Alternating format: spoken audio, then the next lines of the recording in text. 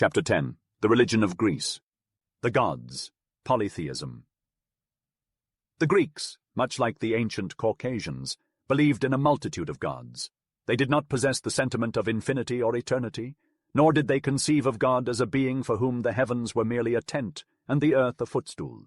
To the Greeks, every force of nature, the air, the sun, the sea, was divine. Since they did not consider all these phenomena as originating from a single cause, they assigned each to a specific god. This is why they believed in multiple gods, making them polytheists. Anthropomorphism. Each god represented a force in nature and had a distinct name. The Greeks, with their lively imagination, envisioned a living being of beautiful form and human characteristics under this name. A god or goddess was depicted as a beautiful man or woman. When Odysseus or Telemachus encountered a person who was particularly great and beautiful, they would inquire if they were a god. Homer, describing the army depicted on Achilles' shield, wrote, "Ares and Athena led the army, both clad in gold, beautiful and great, as becomes the gods, for men were smaller." Greek gods were men, possessing clothing, palaces, and bodies similar to ours. Though they could not die, they could be wounded. Homer recounts how Ares, the god of war, was wounded by a warrior and fled, howling with pain. This method of depicting gods as humans is called anthropomorphism. Mythology. The gods, being human-like, had parents, children, and property. Their mothers were goddesses, their brothers were gods, and their offspring were either other gods or half-divine humans. This genealogy of the gods is known as the theogony. The gods also had a history, and their birth, youth, and exploits were recounted. Apollo, for example, was born on the island of Delos, where his mother Latona had fled. He killed a monster that was ravaging the country at the foot of Parnassus. Each region of Greece had its own tales of the gods, which are referred to as myths. The collection of these myths is known as mythology, or the history of the gods. The gods of ancient Greece were not merely figures of myth and legend, but were seen as manifestations of the natural world. They were both human and divine, embodying the forces of nature that surrounded the Greeks in their daily lives. The Naiad, for example, was not only a young woman, but also a bubbling fountain. The river Xanthus was not just a body of water, but a god that could throw itself upon Achilles in a fit of fury. Even the weather was personified, with the Greeks saying Zeus rains or Zeus thunders. Each city had its own set of gods, reflecting the unique landscape and environment of the region. These local gods were known as polyades, or gods of the city, and were worshipped in small sanctuaries and grottos throughout the countryside. Every torrent, wood, and mountain had its own deity, though these minor gods were often only known to the people of the surrounding area. Above these countless local gods were a select group of great divinities that were worshipped throughout Greece. These gods represented the major forces of nature, such as the sky, sun, earth, and sea. They were known by the same names across the country and had temples or sanctuaries in every city. Despite their importance, there were only a few of these great gods, in fact even fewer than 20. Their true names were Zeus, Hera, Athena, Apollo, Artemis, Hermes, Hephaestus, Hestia, Ares, Aphrodite, Poseidon, Amphitrite, Proteus, Kronos, Rhea, Demeter, Persephone, Hades, and Dionysos. It was these great gods that were worshipped in the grand temples of Greece and invoked in the prayers of the people. Though they were seen as divine beings, they were also intimately connected to the natural world, reflecting the Greeks' deep reverence for the forces that shaped their lives. Attributes of the gods. In ancient times, the great gods of Greece were revered and worshipped by their followers. Each god had their own unique form, costume, and instruments, known as their attributes, which were used to represent them in sculptures and in the imaginations of their faithful. These gods also had distinct characters that were well known to their worshippers, and each had a role to play in the world, often aided by secondary divinities who obeyed their commands. Athena, the clear-eyed virgin, was often depicted standing, armed with a lance, a helmet on her head, and gleaming armor on her breast. She was the goddess of clear air, wisdom, and invention, exuding an air of dignity and majesty. Hephaestus, the god of fire, was often represented as a lame and ugly blacksmith, wielding a hammer. It was he who forged the thunderbolt, a powerful weapon used by the gods. Artemis, the shy maiden, was often depicted armed with a bow and quiver, coursing through the forests with a troop of nymphs. She was the goddess of the woods, the chase, and of death. Hermes, often represented with winged sandals, was the god of the fertile showers, but he had other offices as well, serving as the god of streets and squares, commerce, theft, and eloquence. He was also the guide of souls of the dead, the messenger of the gods, and the deity presiding over the breeding of cattle. To the Greeks, a god often had several functions, which may have seemed dissimilar to outsiders but were related in some way to the Greeks. Olympus and Zeus. Each of the gods was like a king in their own domain, but the Greeks believed that all the forces of nature operated in harmony, and that the gods were in accord with the administration of the world. They believed that the gods, like men, had laws and government among them, and that Zeus, the king of the gods, presided over all. The Greeks believed that the gods were responsible for the order and harmony of the universe, and that their power was to be respected and revered. In the northern reaches of Greece, there stood a mountain whose peak was shrouded in snow and had never been scaled by any man. This was Olympus, a place where it was believed the gods convened. Under the open sky they gathered to discuss the affairs of the world. Zeus, the most powerful of them all, presided over these meetings. He was the god of the heavens and the light, the one who commanded the clouds and hurled the thunderbolt. A venerable figure with a flowing beard, he sat upon a throne of gold, and all the other gods bowed before him. Should any of them dare to defy him, Zeus would threaten them. As Homer recounted, he once said, "Bind a chain of gold to heaven, and let all the gods and goddesses put their weight upon it. Even if you all pull together, you cannot bring me, the sovereign ruler, down to earth. But if I wished to pull the chain to myself, I could bring the earth and the sea with it. Then I would attach it to the summit of Olympus, and the entire universe would hang suspended. That is how much greater I am than gods and men." The morality of Greek mythology was a curious thing. Many of their gods were depicted as violent, bloodthirsty, deceitful, and debauched. They were known for their scandalous affairs and dishonest deeds. Hermes was infamous for his thievery, Aphrodite for her flirtatiousness, and Ares for his savagery. They were all so vain that they would persecute those who failed to offer them sacrifices. Niobe, for example, had boasted of her large family, and as punishment, Apollo had killed all of her children with arrows. The gods were so jealous that they could not bear to see a man truly happy. For the Greeks, prosperity was the greatest danger, for it never failed to draw the wrath of the gods. This anger was personified as a goddess named Nemesis, and there were many tales told about her. One such story involved Polycrates of Samos, who had become very powerful. Fearing the jealousy of the gods, he threw a gold ring into the sea so that his good fortune would not be entirely without misfortune. Some time later, a fisherman caught an enormous fish, and inside its belly was the very same ring. This was seen as a sure sign of impending doom.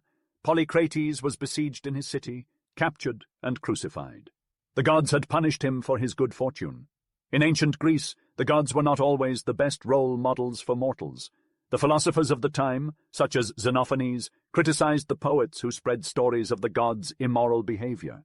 According to a disciple of Pythagoras, even the great Homer and Hesiod were punished in the afterlife for their portrayals of the gods.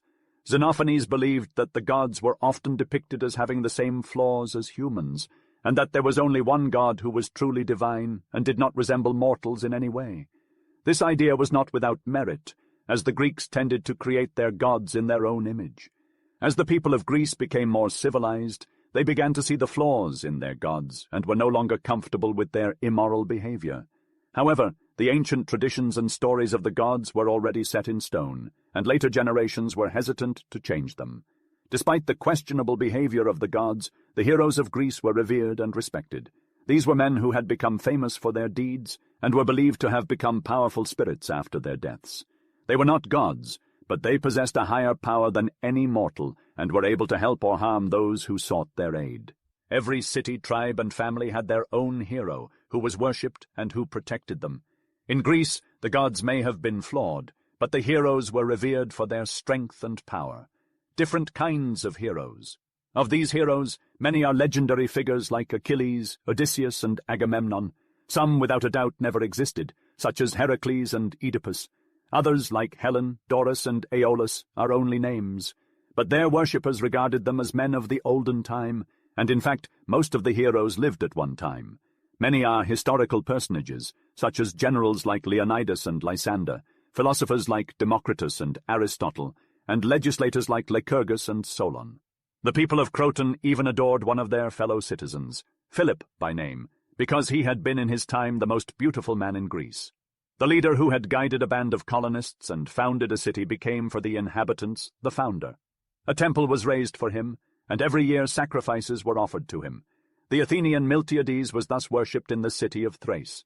The Spartiate Brasidas, killed in the defense of Amphipolis, had divine honors paid to him in that city, for the inhabitants had come to regard him as their founder. Presence of the heroes. The hero continued to reside in the place where his body was interred, either in his tomb or in the neighborhood. A story told by Herodotus depicts this belief in a lively way. The city of Sicyon adored the hero, Adrastus, and in a public place was a chapel dedicated to his honor. Cleisthenes, the tyrant of Sicyon, took a fancy to rid himself of this hero. He went to the oracle at Delphi to ask if it would aid him in expelling Adrastus. The oracle replied to his question that Adrastus was king of the Sicyonians, and Cleisthenes was a brigand. The tyrant, not daring to evict the hero, adopted a ruse. He sent to Thebes to seek the bones of Melanippus, another hero, and installed them with great pomp in the sanctuary of the city.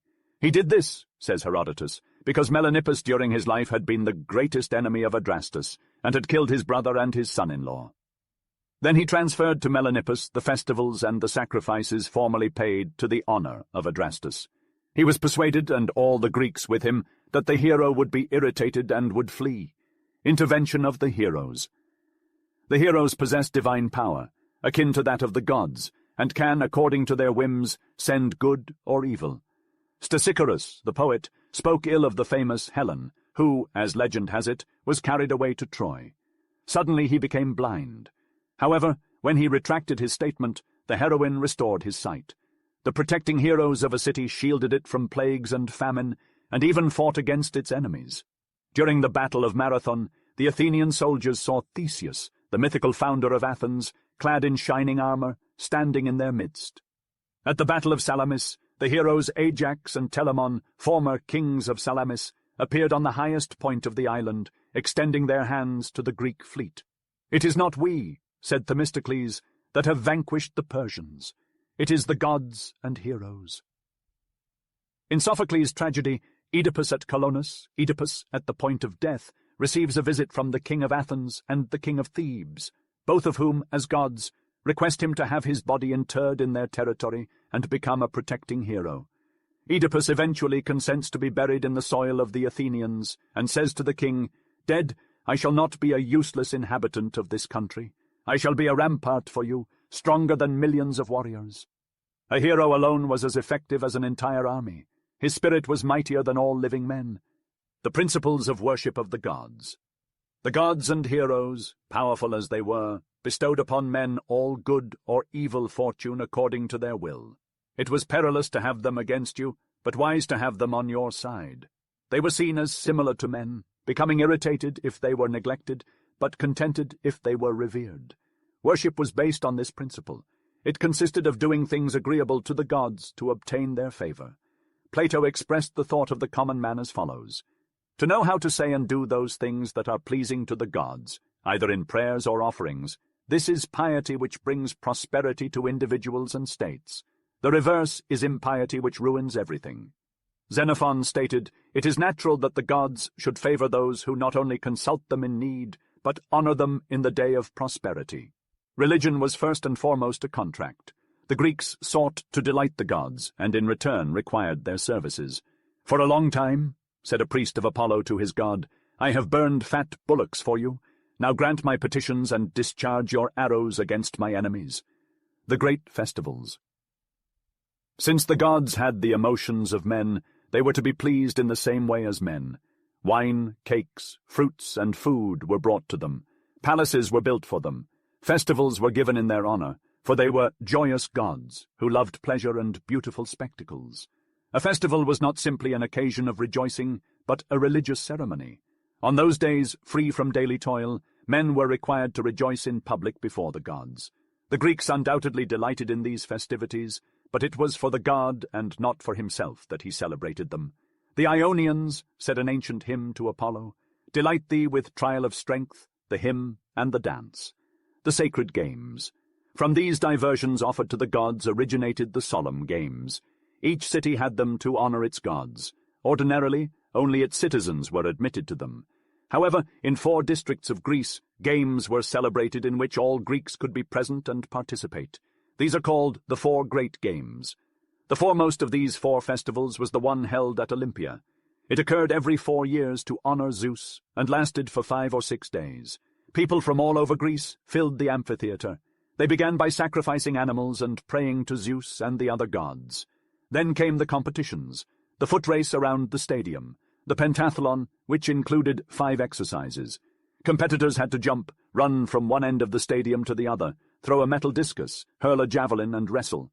Boxing, where fighters had their arms bound with hide thongs. Chariot races held in the hippodrome. The chariots were light and drawn by 4 horses. The judges of the games wore purple robes and laurel crowns. After each competition, a herald announced the name of the winner and their city to the entire assembly. The victor received only an olive wreath, but their fellow citizens welcomed them back as heroes. Sometimes they even knocked down part of the city wall to allow them entry. The victor arrived in a chariot drawn by 4 horses, wearing purple robes and accompanied by the people. These victories, which today we leave to the athletes of public shows, were then considered the greatest of all. The most renowned poets celebrated them. Pindar, the most famous lyric poet of ancient times, wrote extensively about chariot races. Legend has it that a man named Diagoras saw his 2 sons crowned on the same day, and was carried in triumph by them in front of the audience. The people thought this honor was too great for a mortal and shouted, "Die, Diagoras, for you cannot become a god." Overcome with emotion, Diagoras died in his son's arms. In his eyes and the eyes of the Greeks, his sons possessing the strongest fists and the most nimble limbs in Greece was the pinnacle of earthly happiness. The Greeks admired physical prowess for a reason. In their wars, where they fought hand to hand, the most vigorous athletes were the best soldiers. Omens. The Greeks believed that their gods required service in exchange for the homage, festivals, and offerings they received. The gods protected their worshippers, granted them health, wealth, and victory, and shielded them from harm by sending signs that men interpreted as omens. Herodotus said, "When a city is about to suffer some great misfortune, this is usually anticipated by signs. The people of Chios had omens of their defeat, of a band of 100 youths sent to Delphi, but 2 returned. The others had died of the plague. At about the same time, the roof of a school in the city fell on the children who were learning to read, but 1 escaped of the 120. Such were the anticipating signs sent them by the deity.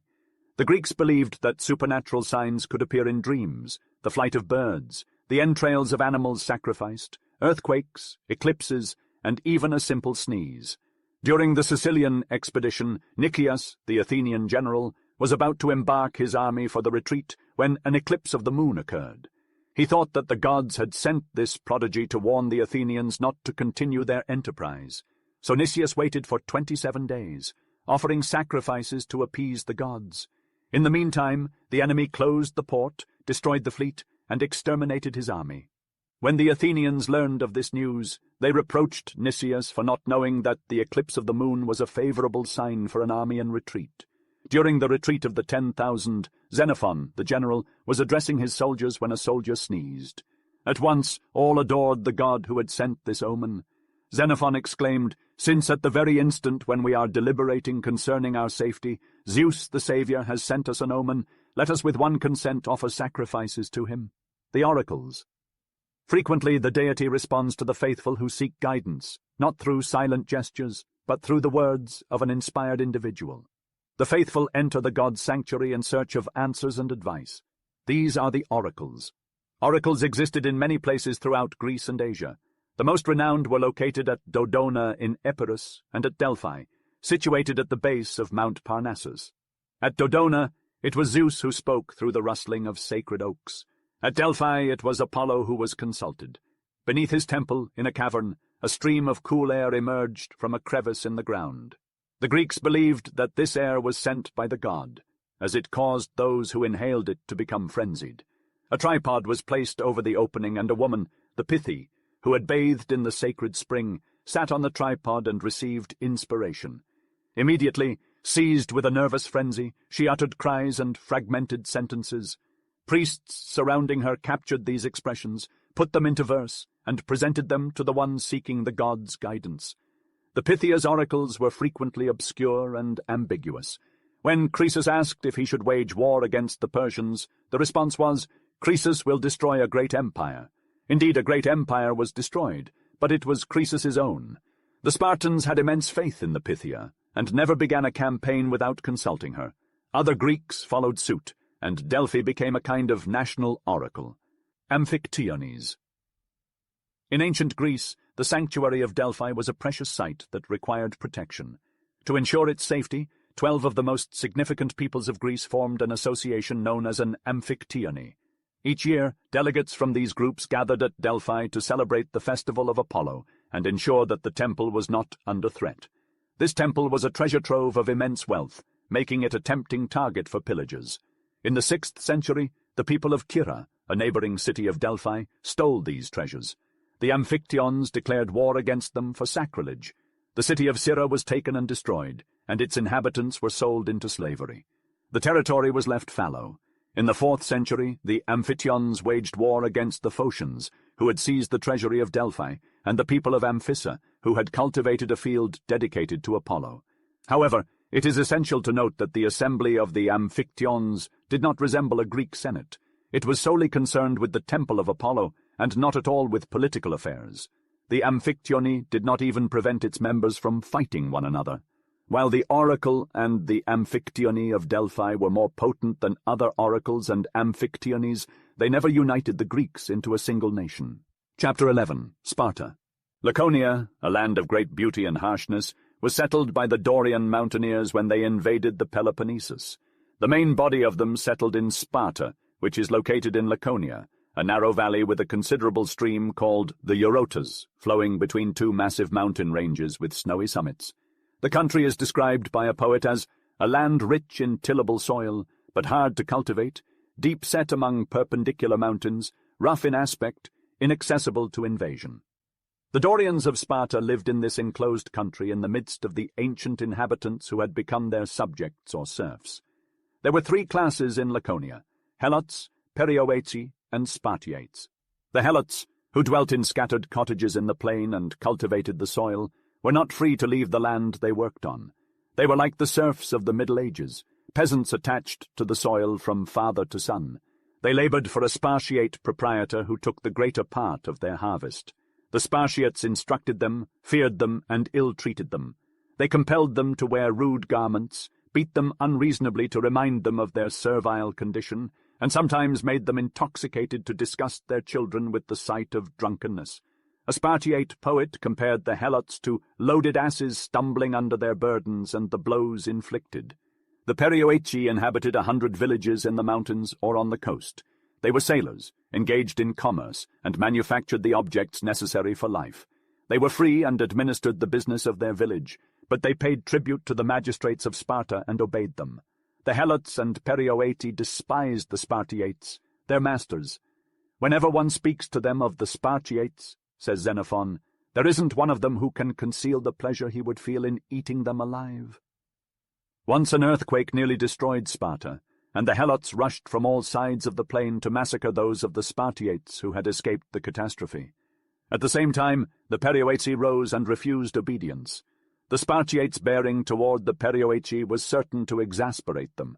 At the end of a war in which many of the Helots had fought in their army, they bade them choose those who had specially distinguished themselves for bravery, with the promise of freeing them. It was a ruse to discover the most energetic and those most capable of revolting. 2,000 were chosen. They were conducted about the temples with heads crowned as evidence of their manumission. Then the Spartiates put them out of the way, but how it was done no one ever knew. In ancient Sparta, the oppressed classes outnumbered their masters tenfold. The Helots alone numbered over 200,000, while the Perioeci numbered 120,000. In contrast, there were never more than 9,000 Spartiate heads of families. In life-or-death situations, a Spartiate needed to be worth 10 Helots. As battles were fought hand-to-hand, the Spartans required agile and robust men. Sparta was like a camp without walls, with its people always ready for battle. Education in Sparta began at birth. Infants were brought before a council, and if they were found to be deformed, they were exposed on a mountain to die. The children who were allowed to live were taken from their parents at the age of 7 and trained together as a group. They went barefoot in both summer and winter, and had only one mantle. They slept on a heap of reeds and bathed in the cold waters of the Eurotas. They ate little and quickly to teach them not to overindulge. They were grouped by the hundreds, each under a chief, and often had to fight with blows of feet and fists. At the feast of Artemis, they were beaten before the goddess's statue until blood flowed. Some died under this ordeal, but their honor required them not to weep. They were taught to fight and suffer. Often they were given nothing to eat and had to forage for food. If they were captured on these expeditions, they were roughly beaten. One Spartiate boy who had stolen a little fox and hidden it under his mantle let the animal gnaw out his vitals rather than betray himself. They were taught to escape from perplexing situations when in the field. They walked with lowered glances, silent, hands under their mantles, without turning their heads and making no more noise than statues. They were not allowed to speak at the table and had to obey all men they encountered. This was to accustom them to discipline. The maidens. In ancient Greece, most fathers kept their daughters locked away in the house, spinning flax. But the Spartans were different. They believed that strong women would produce strong children, and so their daughters were trained just like their sons. In the gymnasia, they ran, leaped, and threw the discus and javelin. One poet even wrote of Spartiate girls. Like colts with flowing manes, they make the dust fly about them. These girls were known as the healthiest and bravest women in all of Greece. The regiment. The men of Sparta lived a regimented life, just like soldiers.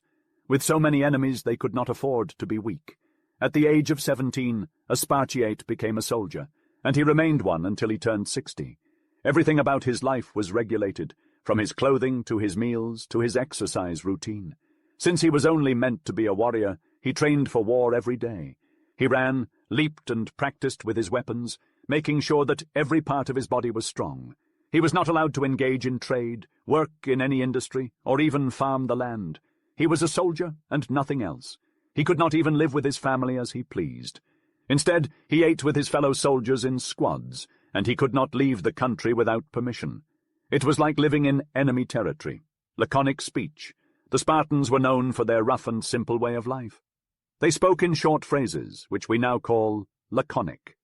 The Greeks told many stories about their Spartan neighbors and their curt expressions. For instance, when a garrison was in danger of being surprised, the government sent this message, "Attention!" When the king of Persia ordered a Spartan army to lay down their arms, the general replied, "Come and take them." And when Lysander captured Athens, he wrote simply, "Athens is fallen." Music and dance. The arts of Sparta were those that pertained to an army. The Dorian conquerors brought with them a peculiar sort of music, the Dorian style, serious, strong, even harsh. It was military music. The Spartiates went into battle to the sound of the flute, so that the step might be regular. Their dance was a military movement. In the Pyrrhic, the dancers were armed and imitated all the movements of a battle. They made the gestures of striking, of parrying, retreating, and throwing the javelin. Heroism of the women. The women stimulated the men to combat. Their exhibitions of courage were celebrated in Greece, so much so that collections of stories of them were made. A Spartan mother, seeing her son fleeing from battle, killed him with her hand, saying, "The Eurotas does not flow for deer." Another, learning that her 5 sons had perished, said, "This is not what I wish to know. Does victory belong to Sparta? Yes. Then let us render thanks to the gods." The institutions of Sparta, the kings and the council. The Spartiates had at first, like the other Greeks, an assembly of the people. All these institutions were preserved, but only in form. The kings, descendants of the god Heracles, were loaded with honors. They were given the first place at the feasts, and were served with a double portion. When they died, all the inhabitants made lamentation for them, but no power was left to them, and they were closely watched. The Senate was composed of 28 old men taken from the rich and ancient families, appointed for life, but it did not govern. The ephors. The real masters of Sparta were the ephors, 5 magistrates who were renewed every year. They decided peace and war, and had judicial functions. When the king commanded the army, they accompanied him, directed the operations, and sometimes made him return. Usually they consulted the senators and took action in harmony with them.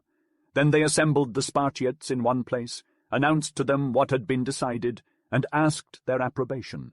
The people, without discussing the matter, approved the action by acclamation. No one knew whether he had the right to refuse assent. Accustomed to obey, the Spartiate never refused. It was therefore an aristocracy of governing families. Sparta was not a country of equality. Some men were called equals, but only because they were equal among themselves.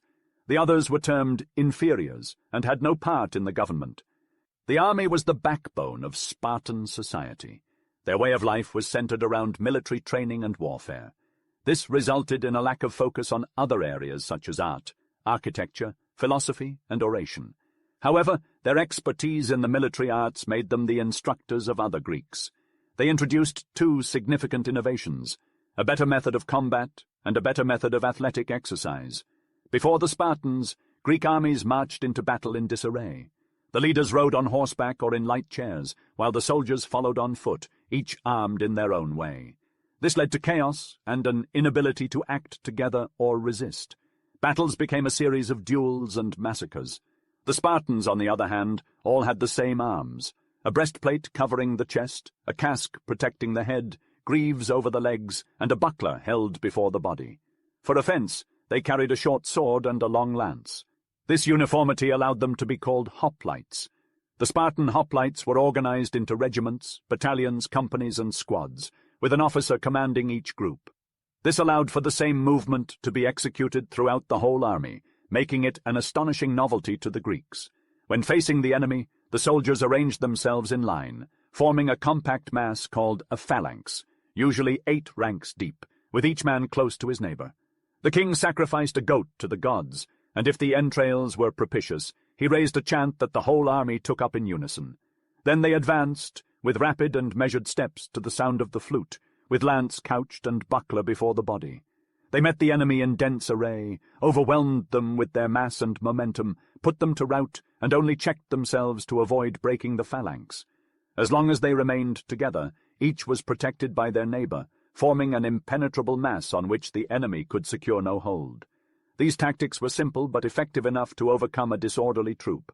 Isolated men could not resist such a body. The other Greeks understood this, and as far as they were able, imitated the Spartans, arming themselves as hoplites and fighting in phalanx formation. Gymnastics played a crucial role in ancient Greek society. To effectively engage in battle, soldiers needed to be agile and strong. Thus, the Spartans established athletic exercises, which were subsequently adopted by other Greeks. Gymnastics became a national art, highly esteemed and a key feature of major festivals. Even in far-flung regions, Greek cities were recognized by their gymnasiums.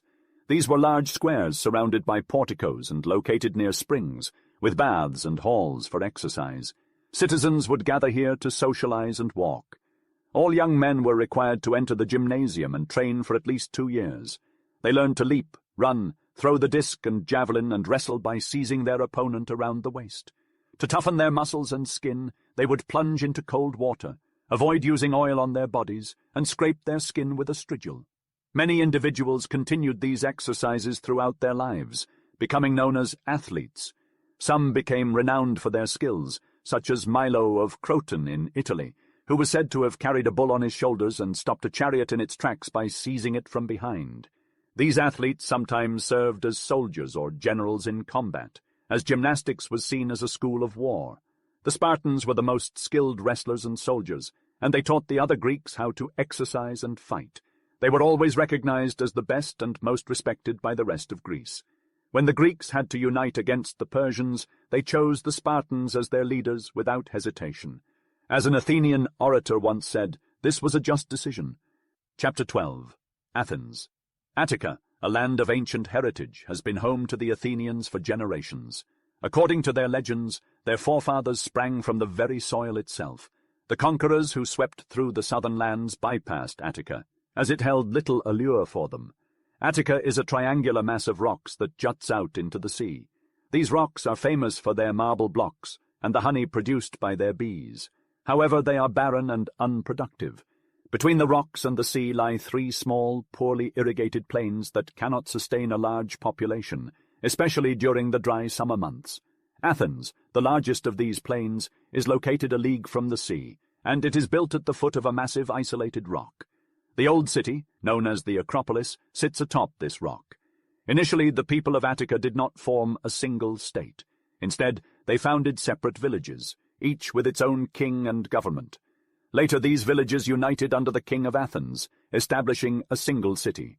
However, this did not mean that everyone lived in one town.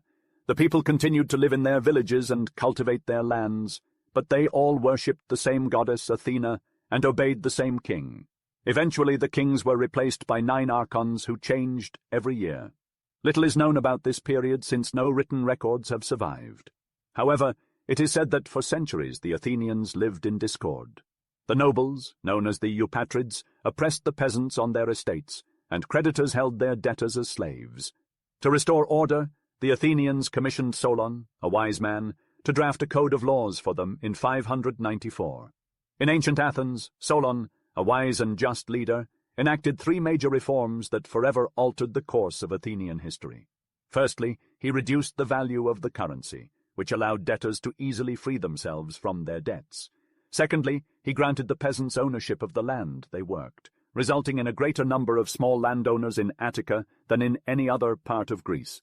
Lastly, he divided all citizens into 4 classes based on their income, requiring each to pay taxes and provide military service according to their wealth, with the poor being exempt from such duties.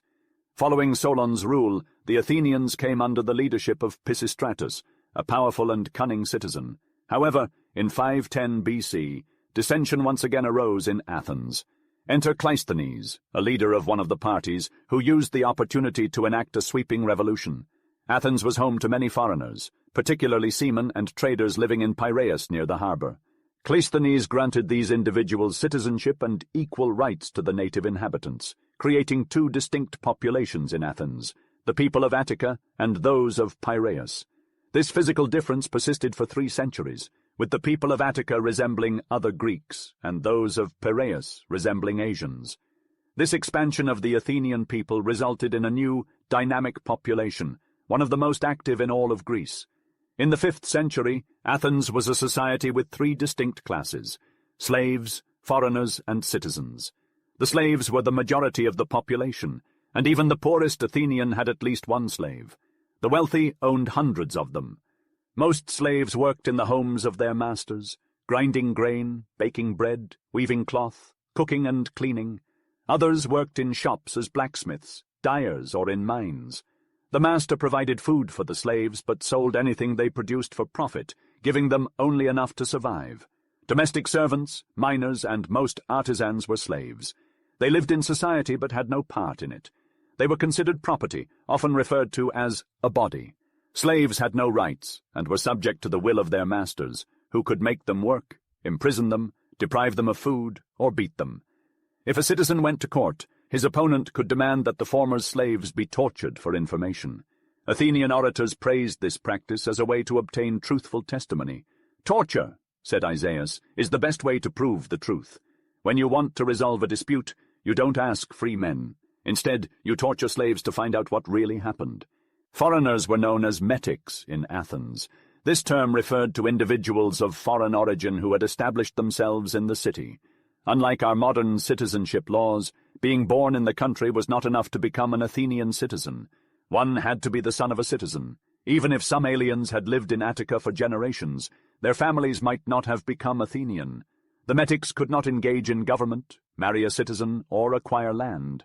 However, they were personally free and had the right to commerce by sea, banking, and trade, provided they had a patron to represent them in court. Athens had over 10,000 families of metics, with the majority of them being bankers or merchants. To become a citizen of Athens, both parents had to be citizens. When Athenians reached maturity, around 18 years of age, they appeared before the popular assembly, received their arms, and took an oath. The oath was as follows: "I swear never to dishonor these sacred arms, not to quit my post, to obey the magistrates and the laws, to honor the religion of my country." They became both citizen and soldier, and owed military service until they turned 60. This gave them the right to sit in the assembly and fulfill the functions of the state. Occasionally, Athens would accept a man who was not the son of a citizen into their citizenship, but this was rare and a sign of great favor. The assembly had to vote the stranger into its membership. and then, 9 days after, 6,000 citizens had to vote for him on a secret ballot. The Athenian people were like a closed circle, and no new members were admitted except those pleasing to the old members. They admitted few besides their sons. The Athenians referred to their government as a democracy, a government by the people. However, this people was not the mass of inhabitants, but the body of citizens, a true aristocracy of 15,000 to 20,000 men who governed the whole nation as masters. This body had absolute power, and was the true sovereign of Athens. They assembled at least 3 times a month to deliberate and vote. The assembly was held in the open air on the Pnyx, with citizens sitting on stone benches arranged in an amphitheatre. The magistrates sat before them on a platform and opened the session with a religious ceremony and a prayer. A herald then proclaimed the business to occupy the assembly and asked, "Who wishes to speak?" Every citizen had the right to this privilege, and the orators mounted the tribune according to age. When all had spoken, the president put the question, and the assembly voted by a show of hands before dissolving. The courts were where the people, being sovereign, passed judgment. Any citizen of 30 years of age could participate in the judicial assembly, known as the Heliaea. The Heliasts sat in great halls in sections of 500, making the tribunal composed of 1,000 to 1,500 judges. Unlike us, the Athenians had no prosecuting officer. Instead, a citizen took it upon himself to make the accusation. The accused and the accuser appeared before the court, each delivering a plea that was not to exceed the time marked off by a water clock. Then the judges voted by depositing a black or white stone. If the accuser did not obtain a certain number of votes, he himself was condemned. The sovereign people needed a council to prepare the business for discussion and magistrates to execute their decisions. The council was composed of 500 citizens drawn by lot for 1 year. The magistrates were very numerous, including 10 generals to command the army, 30 officials for financial administration, and 60 police officials to superintend the streets, the markets, weights, and measures, among other things. The power in Athens did not pertain to the rich and the noble, as in Sparta. In the assembly, everything was decided by a majority of votes, and all the votes were equal. All the jurors, all the members of the council, and all the magistrates except the generals were chosen by lot. The citizens were equal not only in theory, but also in practice. Socrates said to a well-informed Athenian who did not dare to speak before the people, "Of what are you afraid? Is it of the fullers, the shoemakers, the masons, the artisans, or the merchants? For the assembly is composed of all these people." Many of these people had to ply their trade to make a living and could not serve the state gratuitously, so a salary was instituted. Every citizen who sat in the assembly or in the courts received 3 obols for every day of session, which is about 8 cents of our money. This sum was just sufficient to maintain life at that time. From this day, the poor administered the government. The demagogues. In ancient Athens, the most influential men were those who spoke the best. Since all important affairs were decided by discussion and discourse, the people listened to the orators, followed their counsel, and even appointed them as generals, or charged them with embassies. These men were called demagogues, or leaders of the people. However, the party of the rich scoffed at them. In a comedy by Aristophanes, the people were represented by an old man who had lost his wits. The rich accused the people of being foolishly credulous, letting flatterers and intriguers pull them around by the nose, and being enraptured when they were harangued. The chorus addressed a charlatan, saying that he was rude, vicious, had a strong voice, an impudent eloquence, and violent gestures, and believed that he had all that was necessary to govern Athens, private life. The Athenians created so many political functions that a part of the citizens were engaged in fulfilling them. The citizen of Athens was absorbed in public affairs, like a functionary or soldier of our days. Warring and governing were the whole of his life. He spent his days in the assembly, the courts, the army, the gymnasium, or the market. Almost always he had a wife and children, for his religion commanded this, but he did not live at home. The children. When a child was born, the father had the right to reject it. In this case, the child was laid outside the house, where it died from neglect, unless a passer-by took it and brought it up as a slave. Athens followed this custom, as did all the Greeks. Girls were especially exposed to death. According to a writer of comedy, a son was always raised even if the parents were in the last stage of misery, but a daughter was exposed even though the parents were rich. In ancient times, if a father welcomed his child, that child would become a part of the family. Initially, the child would stay with the mother in the women's quarters. The girls would remain there until they married, while the boys would leave when they turned 7 years old. At that point, the father would entrust the boy to a preceptor, whose job was to teach him how to behave and obey. The preceptor was often a slave, but the father would give him the right to discipline his son. This was the norm in those days. Later on, the boy would attend school, where he would learn how to read, write, do math, recite poetry, and sing in the chorus or to the sound of the flute. Finally, he would learn gymnastics. This was the extent of his education, which aimed to make him physically strong and mentally calm, or what the Greeks called good and beautiful. As for the young girl, she would stay secluded with her mother and would not receive any education in the liberal arts. It was considered enough for her to learn how to obey. Xenophon, a wealthy and well-educated Athenian, once spoke about his wife to Socrates, saying, "She was barely 20 years old when I married her, and until then she had been under strict surveillance. They didn't want her to learn anything. Wasn't it enough that she could spin flax to make clothes and assign tasks to the slaves?" When her husband suggested that she become his assistant, she was surprised and asked, "How can I help you? What am I capable of? My mother always taught me to be prudent." Prudence and obedience were the virtues expected of Greek women. At the age of 15, the girl was married off by her parents. The husband was chosen by them, usually a man from a neighboring family or a longtime friend of the father, but always a citizen of Athens. Rarely did the young girl know him, nor was she ever consulted in the matter. Herodotus, speaking of a Greek man named Callias, noted that he gave his daughters a rich dowry, allowed them to choose husbands from all the people, and then married them to the men of their choice. In the Athenian household, the women had a secluded apartment called the gynaeceum. Only the husband and relatives were allowed to visit, and the mistress of the household spent her day there with her slaves. She directed them, managed the housekeeping, and distributed flax for them to spin. She wove garments and rarely left the house except for religious festivals. She never appeared in the company of men, and Athenian women who frequented society could not maintain a good reputation. The wife, secluded and ignorant, was not an enjoyable companion. The husband had taken her not as a lifelong companion, but to keep his house in order, be the mother of his children, and fulfill Greek custom and religion, which required him to marry. Plato believed that one did not marry because they wanted to, but because the law compelled them to do so. The comic poet Menander once said, "Marriage, to tell the truth, is an evil, but a necessary evil." As a result, women in Athens, as in most other states of Greece, held little place in society. Chapter 13. The Greeks and the Persian Wars. The beginning of the Persian Wars. As the Greeks were organizing their cities, the Persian king was uniting all the nations of the East into a single empire. Eventually, Greeks and Orientals would find themselves face to face, and it was in Asia Minor where they first met. On the coast of Asia Minor, there were rich and populous Greek colonies. Cyrus, the king of Persia, desired to subject them to his rule. These cities sent for help to the Spartans, who were reputed as the bravest of the Greeks. This action was reported to Cyrus, who replied, "I have never feared this sort of people that has in the midst of the city a place where the people assemble to deceive one another with false oaths."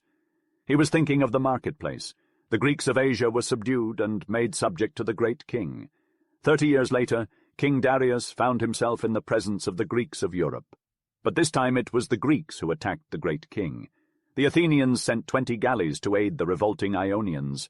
Their soldiers entered Lydia, took Sardis by surprise, and burned it. Darius revenged himself by destroying the Greek cities of Asia, but he did not forget the Greeks of Europe. He had decreed, they say, that at every meal an officer should repeat to him, "Master, remember the Athenians." He sent envoys to the Greek cities to demand earth and water, a symbol in use among the Persians to indicate submission to the great king. Most of the Greeks were afraid and yielded, but the Spartans cast the envoys into a pit, bidding them to take thence earth and water to carry to the king. This was the beginning of the Median Wars. The contrast between the two worlds that clashed is well marked by Herodotus in the form of a conversation between King Xerxes and Demaratus, a Spartan exile. "I assure you," said Demaratus, "that the Spartans will offer you battle even if all the rest of the Greeks fight on your side, and if their army should not amount to more than 1,000 men. "What?" said Xerxes. 1,000 men attack so immense an army as mine? I fear your words are only boasting, for although they be 5,000, we are more than 1,000 to 1. If they had a master like us, fear would inspire them with courage. They would march under the lash against a larger army, but being free and independent, they will have no more courage than that with which nature has endowed them. The Spartans, replied Demaratus, are not inferior to anybody in a hand-to-hand contest, and united in a phalanx they are the bravest of all men. Yet, though free, they have an absolute master, the law, which they dread more than all your subjects do you. They obey it, and this law requires them to stand fast to their post and conquer or die. This is the difference between the two parties to the conflict. On the one side, a multitude of subjects united by force under a capricious master. On the other, little martial republics whose citizens govern themselves according to laws that they respect. There were 2 Persian wars. The first was simply an expedition against Athens. 600 galleys sent by Darius disembarked a Persian army on the little plain of Marathon, 7 hours distant from Athens. Religious sentiment prevented the Spartans from taking the field before the full moon, and it was still only the first quarter. The Athenians had to fight alone. 10,000 citizens armed as hoplites camped before the Persians. The Athenians had 10 generals, having the command on successive days. Of these, Miltiades, when his turn came, drew up the army for battle. The Athenians charged the enemy in serried ranks, but the Persians, seeing them advancing without cavalry and archers, thought them fools. It was the first time that the Greeks had dared to face the Persians in battle array. The Athenians began by turning both flanks, and then engaged the centre, driving the Persians in disorder to the sea and forcing them to re-embark on their ships. In the year 490 BC, the Athenians achieved a great victory at Marathon, which brought them fame throughout Greece. 10 years later, the Second Persian War began with an invasion led by Xerxes. The Persian army was massive, consisting of 1,700,000 men from various regions of the empire. They were equipped with different weapons and armor, including iron cuirasses, bows and arrows, clubs and daggers. The Persian fleet, consisting of 1,200 galleys, sailed along the shores of Thrace, passing through the canal at Mount Athos, which Xerxes had built for this purpose. The Greeks were terrified, and, for the most part, submitted to the great king and joined their armies to the Persian force. The Athenians, however, sought guidance from the oracle of Delphi, which gave them a cryptic response. The god said that Athens would be destroyed from base to summit, but also granted them a wall of wood that would not be taken, in which they and their children would find safety. The priests advised the Athenians to leave Attica and establish themselves elsewhere, but Themistocles interpreted the wall of wood as referring to their ships. He urged them to retreat to the fleet and fight the Persians on the sea. Thus began the famous naval battle of Salamis, which saw the Greeks emerge victorious over the Persians. The victory at Salamis marked a turning point in the war and secured the freedom of Greece. The Athenians had once again proven their bravery and military prowess, and their name would be remembered for generations to come. In ancient times, Athens and Sparta decided to resist the Persians and sought to unite the Greeks against them. However, few cities dared to join the league, and those that did placed themselves under the command of the Spartans. Despite the odds, the Greeks were able to settle the war in just 4 battles. At Thermopylae, King Leonidas of Sparta attempted to block the entrance to a defile, but was ultimately outflanked and overwhelmed. At Salamis, the Persian fleet was defeated by the Greek navy in a narrow space where the ships were crowded together. The rest of the Persian army left in Greece was annihilated by the Greek hoplites at Plataea, with only 40,000 of the original 300,000 men escaping. On the same day, the Greeks landed at Mycale on the coast of Asia and routed the Persians. With these victories, the Greeks conquered the great king. Despite the odds, the Greeks were able to emerge victorious due to several factors. The war was not a national one between Greeks and barbarians, as many Greeks fought on the Persian side.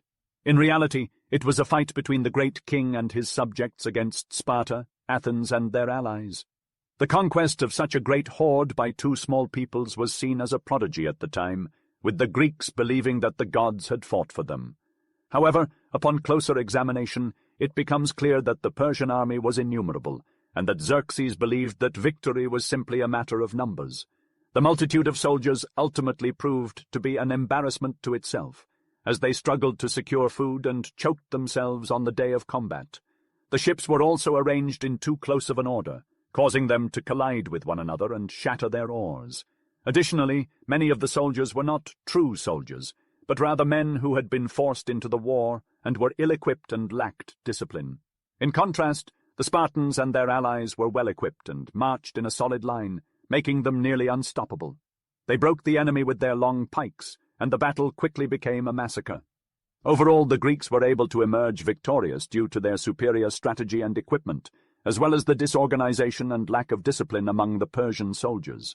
The Persian Wars had far-reaching consequences for Greece. Although Sparta had commanded the troops, it was Athens who truly delivered Greece by setting an example of resistance and constituting the fleet of Salamis.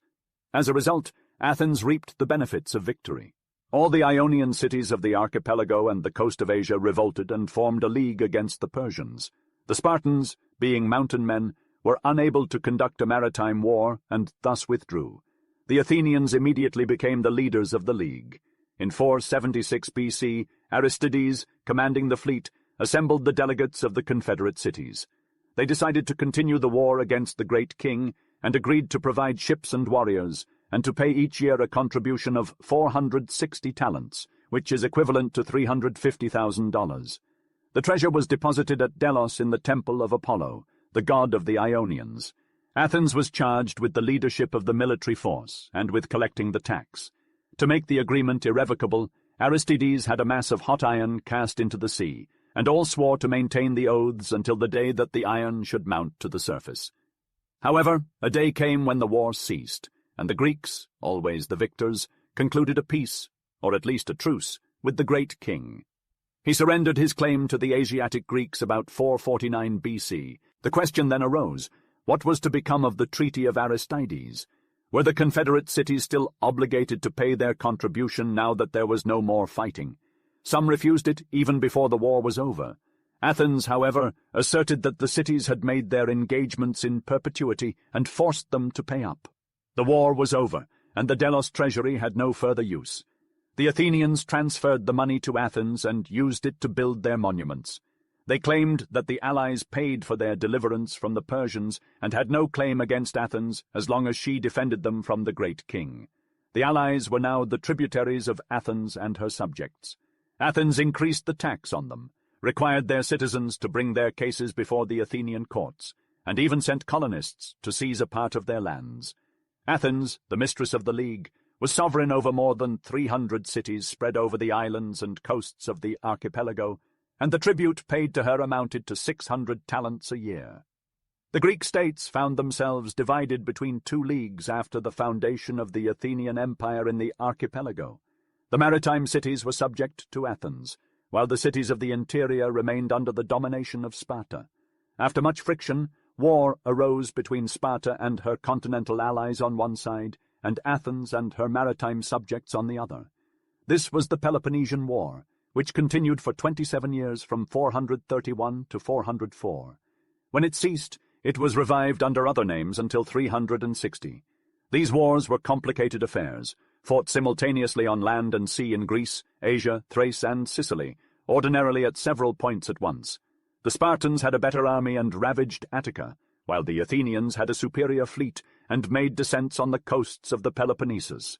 Then Athens sent its army to Sicily, where it perished to the last man in 413. Lysander, a Spartan general, secured a fleet from the Persians and destroyed the Athenian fleet in Asia in 405. The Athenian allies, who fought only under compulsion, abandoned her. Lysander took Athens, demolished its walls, and burnt its ships. Sparta was for a time mistress on both land and sea. In those days, says Xenophon, all cities obeyed when a Spartan issued his orders. But soon the allies of Sparta, wearied of her domination, formed a league against her. The Spartans, driven at first from Asia, still maintained their power in Greece for some years by virtue of their alliance with the king of the Persians in 387. But the Thebans, having developed a strong army under the command of Epaminondas, fought them at Leuctra in 371 and at Mantinea in 362. The allies of Sparta detached themselves from her, but the Thebans could not secure from the rest of the Greeks the recognition of their supremacy. From this time, no Greek city was sovereign over the others. The wars between the Greek cities were savage and brutal. A few examples illustrate their ferocity. At the start of the war, Sparta's allies threw all the merchants from hostile cities into the sea. In retaliation, the Athenians put to death the ambassadors of Sparta without allowing them to speak. When the town of Plataea was taken by capitulation, the Spartans promised that no one would be punished without a trial. However, Spartan judges demanded that every prisoner reveal if they had aided the Peloponnesians during the war. If the prisoner replied negatively, they were condemned to death, and the women were sold as slaves. When the city of Mytilene revolted from Athens, they were retaken, and the Athenians deliberated and decreed that all the people of Mytilene should be put to death. Although they revised the decree the next day, over 1,000 Mytileneans were executed. After the Syracusan disaster, the Athenian army was taken captive, and the conquerors slaughtered all the generals and many of the soldiers. The remainder were consigned to the quarries, which served as a prison. They were left there crowded together for 70 days, exposed without protection to the burning sun of summer, and then to the chilly nights of autumn. Many died from sickness, cold, and hunger, and their corpses remained on the ground, infecting the air. Finally, the Syracusans drew out the survivors and sold them into slavery. Typically, when an army invaded a hostile state, they leveled houses, felled trees, burned crops, and killed laborers. After the battle, they made short shrift of the wounded and killed prisoners in cold blood. In a captured city, everything belonged to the captor, and men, women, and children were sold as slaves. Such was the right of war at this time. Thucydides summed up the case as follows: "Business is regulated between men by the laws of justice when there is an obligation on both sides. But the stronger does whatever is in his power, and the weaker yields. The gods rule by a necessity of their nature because they are strongest. Men do likewise." These wars did not unite the Greeks into one body. No city, not even Sparta, was able to force the others to obey her. They only exhausted themselves by fighting one another. The king of Persia profited from their strife. Not only did the Greek cities not unite against him, but they all allied themselves with him against the other Greeks. In the Peace of Antalcidas in 387, the great king declared that all the Greek cities of Asia belonged to him, and Sparta recognized this claim. Athens and Thebes did the same some years later. An Athenian orator said, "It is the king of Persia who governs Greece. He needs only to establish governors in our cities. Is it not he who directs everything among us?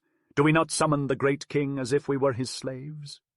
The Greeks, through their strife, had lost the advantage that the Median War had gained for them.